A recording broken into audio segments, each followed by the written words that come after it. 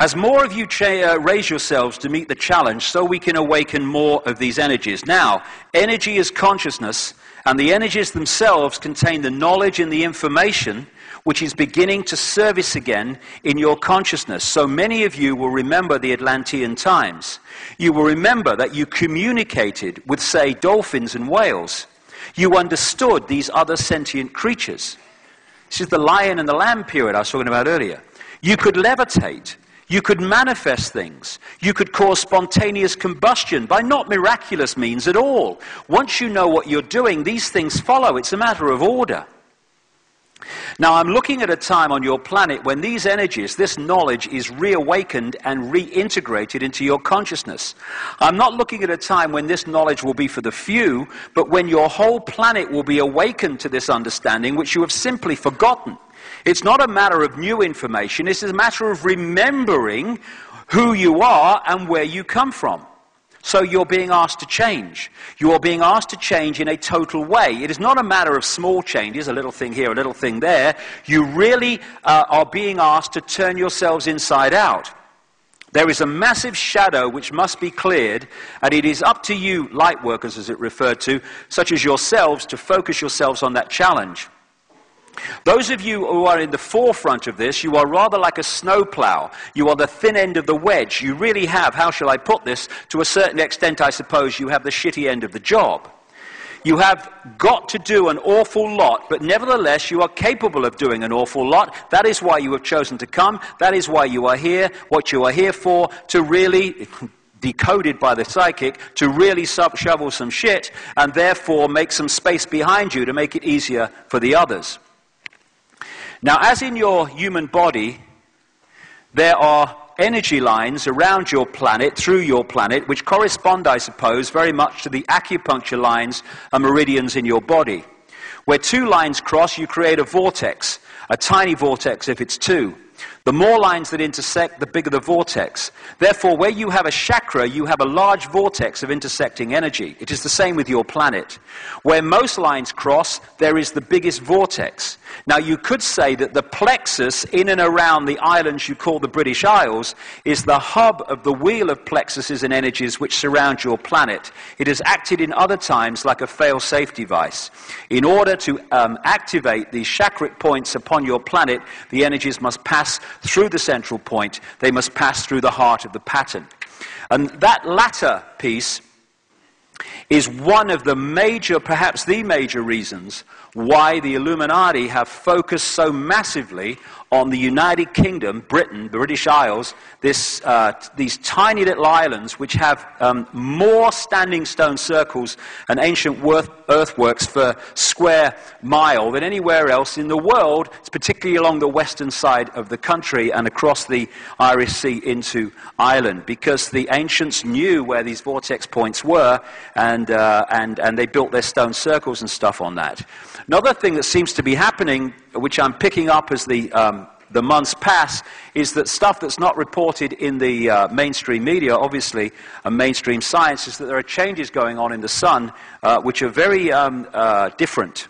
That could well be another manifestation of this energetic change, because the ancients who focused on the sun, yes, people focused on the sun because it was warm, it was the source of warmth and growth and all the rest of it. But there's another level where the sun is not just a source of warmth. It is actually a generator of energy, knowledge, information, which we pick up as well. The sun is very, very much more than it appears to be. And so this energetic change is now happening, and it's waking more and more people up. And we've got a choice to lay back on the airbed or go on the canoe and flow with it and enjoy it, or we can try to hold it back, and we can try to all hold on to our old lives and the old way of doing things and the old perceptions, in which case we're going to be using more and more energy just trying to stand still and hold on to what was, because this energy of transformation is going to change everything. And one of the things it's going to do is break up this structure, which is an energetic construct that has been put together to enslave us And it's going to bring about, eventually, the kind of world that was here before, as this construct breaks up in the face of this correction. And we have this time to choose whether we're going to go with it or whether we're just going to try to hold on to what the life that we've had before, the perceptions we've had before. And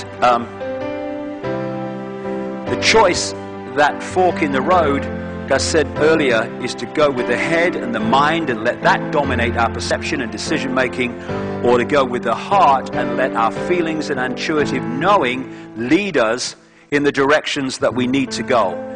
If we feel, I'm not telling people what to do, it's not my job, it's none of my business, but I can tell you, like I said earlier, what transformed my life is when I decided that when this and this were at odds, I was going with this. And I tell you what, it transforms your life from an existence to an amazing synchronistic series of coincidences that make life much more interesting, much more enjoyable, and much more full of vitality than just mind following the programs round and round and round and round.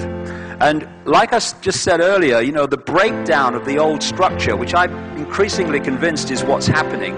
You know, the Illuminati and the reptilians and all this stuff, you know, they think they're in control, but they're not really. I mean, compared with consciousness and the fuller expansion of reality, I mean, they're a fly on an elephant's back, really. And they think they're bringing many, many things about at this time, but who's controlling who? And what I think we're seeing is the breaking down of the old energetic construct, which is going to allow the new one to replace it as the correction comes in.